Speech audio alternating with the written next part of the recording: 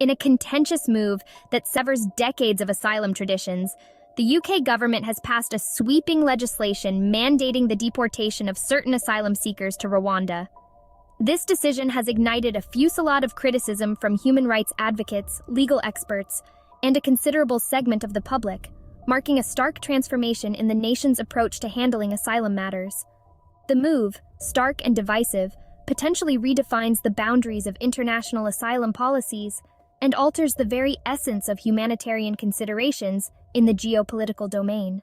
The UK's introduction of the Rwanda Deportation Bill stems from a broader governmental strategy aimed at curbing what is perceived as uncontrolled immigration and deterring illegal crossings, especially via small boats across the English Channel.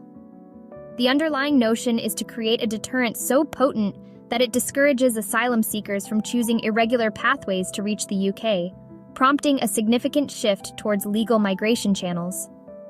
Several factors contributed to this legislative push, whether driven by national security concerns, economic considerations, or a response to growing public unease about migration figures. The government contends that such measures are crucial for maintaining order and fairness in the asylum system. However, critics argue that the bill, enacted in haste, overlooks the complexities of forced migration and the international obligations of the UK under various human rights treaties.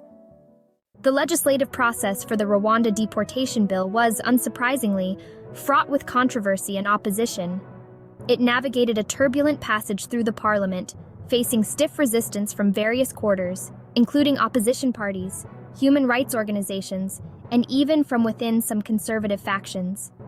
The bill's proponents, however, remained steadfast, accentuating the necessity of the legislation in controlling illegal migrations and safeguarding the integrity of the country's borders. Following its enactment, the bill did not escape scrutiny from the legal domain. Several high-profile challenges have been mounted against it. These challenges hinge typically on arguments related to the UK's international legal commitments, including the 1951 Refugee Convention and the European Convention on Human Rights.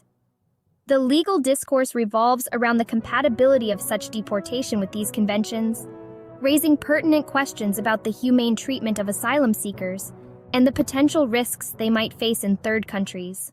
The ramifications of this deportation policy are profound and manifold. For the UK government, it signals a tough stance on immigration, potentially resonating with a certain segment of the electorate who favor stringent measures. Yet, it risks alienating others and portraying the nation as one that shifts its burden onto a developing country.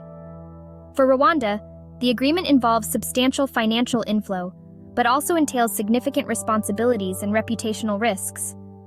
Concerns about Rwanda's capacity to ensure the safety and well-being of deportees loom large in light of its mixed human rights record. For the asylum seekers themselves, the bill represents a colossal shift in their prospects.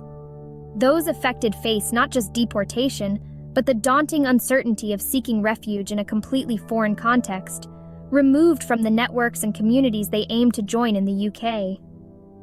The mental and emotional toll, coupled with the material conditions they might encounter in Rwanda, adds layers of distress to their already precarious situations. The ethical dimensions and human rights implications of the Rwanda Deportation Bill are perhaps its most contentious elements.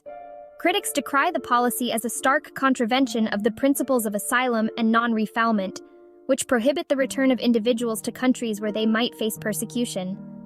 The ethical debate extends into broader questions about the morality of rich nations, outsourcing their asylum responsibilities to poorer states, highlighting disparities in global power dynamics and responsibilities.